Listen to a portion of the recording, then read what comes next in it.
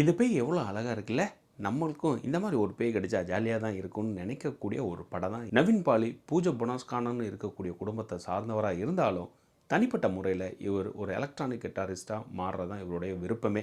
அதுக்காக ஆர்கெஸ்ட்ராவாகட்டும், தனியாக ஸ்டுடியோக்களில் ட்ரை பண்ணுறதாகட்டும், அதன் தொடர்ச்சி நீண்டுக்கிட்டே தான் போகுது. ஒரு கட்டத்தில் கையில் செலவு கூட காசு இல்லை அப்படின்னு நினைக்கிறப்ப தான் ஃப்ரெண்டு ஏற்கனவே இந்த பூஜை புனஸ்காரம்லாம் பண்ணிகிட்டு இருக்கிற தொழிலை செய்துட்டு இருக்கிறவங்ககிட்ட அசிஸ்டண்ட்டாக போய் சேர்றாரு.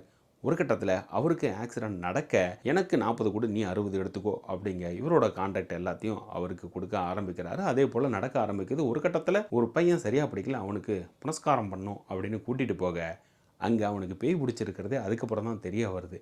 இவர் சொல்லக்கூடிய 4-5 மந்திரத்திலேயே அவன் சரியாயிடுறான்.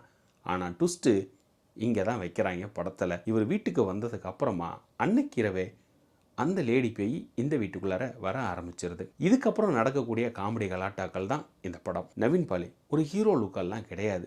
ஒரு எதிர் வீட்டை பக்கத்து வீட்டை அங்கிள் மாதிரி ஆகிட்டார். இவரோட பாடி ஃபேஸ் எல்லாம் பார்க்குறப்ப அவ்வளோ ஃபேட்டாக ஒரு ததகாவா அப்படி நடக்கிறது. ஸோ ஒரு க்யூட்டான ஒரு அங்கிள் மாதிரி இருக்கிறாப்புல இந்த படத்தை பார்க்குறப்ப. குறிப்பாக பேயா நடிச்சிருக்கக்கூடிய ரியா சிபு க்யூட்டுன்னா க்யூட்டு, அவ்வளவு க்யூட்டு. அவங்களுக்கு ஒரு ஆர்டின் இப்படி போட்டுடலாம், அந்த மாதிரியான ஒரு க்யூட்டு. பர்ஃபார்மன்ஸு ஒரு ஜாலியாக இருக்கும்.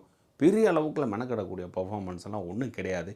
ஆனால் ட்விஸ்ட்டே, ஏன் இந்த பொண்ணு பேயாக மாறுச்சு, ஏன் இந்த பொண்ணு இறந்தா, அவளுக்கு பின்னாடி இருக்கக்கூடிய கதை என்ன அப்படிங்கிறத கேட்கணும் அப்படின்னு தோணிக்கிட்டே இருக்கும் இந்த படம் பார்த்துட்ருக்கிறப்ப. நண்பராக வரக்கூடிய அஜு வர்கீஸ் அவருக்கான காமெடி அழகாக பண்ணியிருக்காப்புல இந்த படத்தில். இந்த படத்தில் ஒரு க்யூட்டான லவ்வும் ஒரு ஃபேமிலி சென்டிமெண்ட்டும் இதுக்குள்ளார கொடுத்துருந்துருக்குறாங்க.